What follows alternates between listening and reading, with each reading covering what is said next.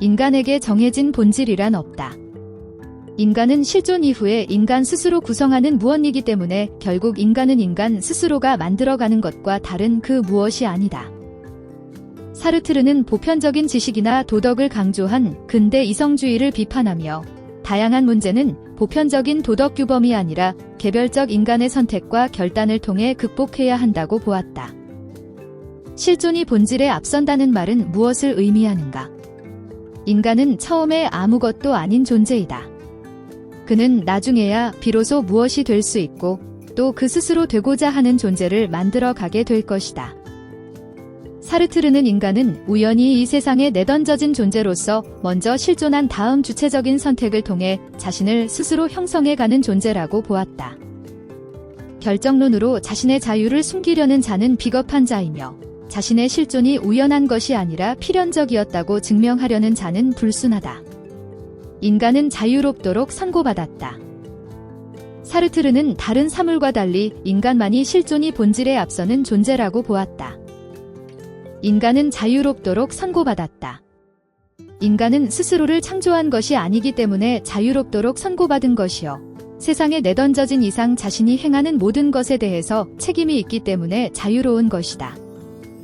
사르트르에 따르면 인간은 자유로운 존재이므로 주체적 결단에 따라 자신의 삶을 스스로 만들어 나가고 그 결과에 대해 책임을 져야 한다. 인간은 먼저 세계 속에 존재하고 나타난다. 인간이 정의되는 것은 그 이후의 일이다. 인간 본성이란 없는 것이다. 왜냐하면 인간 본성을 구상하기 위한 신이 없기 때문이다. 인간은 다만 스스로가 생각하는 그대로일 뿐이다.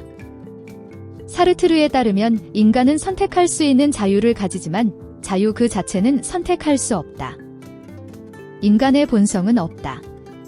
그것을 구상할 신이 없기 때문이다. 인간은 실존하게 된 이후에 스스로에 대해 구상하고 바라는 대로 있게 된다. 이것이 실존주의의 제1원리이다. 무신론적 실존주의 사상가인 사르트르에 따르면 인간은 그 무엇에도 의지하지 않고 스스로 자신의 모든 것을 선택하고 그에 대해 전적인 책임을 져야 한다. 인간의 본질을 구상하는 신은 존재하지 않는다.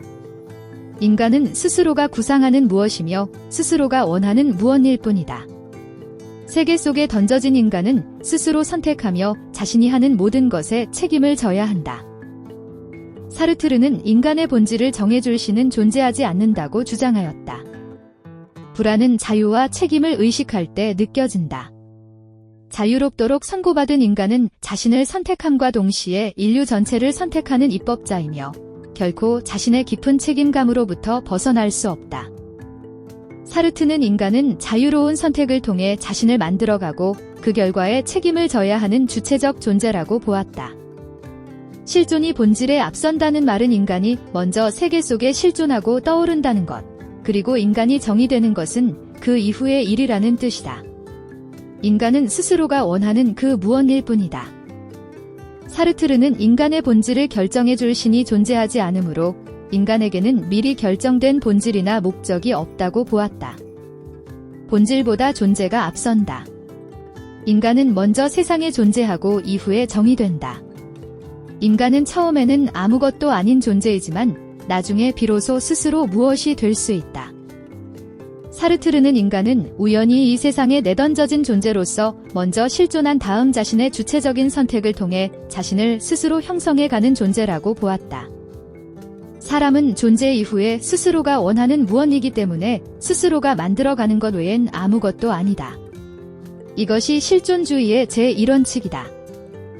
사르트르는 인간을 먼저 실존한 다음 자신의 주체적인 선택을 통해 스스로를 형성해가는 주체적 존재로 보았다. 어떤 사람이 비겁한 자이거나 영웅인 이유는 그가 스스로를 그렇게 만들었기 때문이다. 인간이 정의되는 것은 인간이 세계 속에 실존한 이후의 일이다. 사르트르는 인간은 자유롭도록 운명 지어진 존재로서 매 순간 주체적인 선택을 통해 자신의 삶을 만들어 가야 한다고 보았다.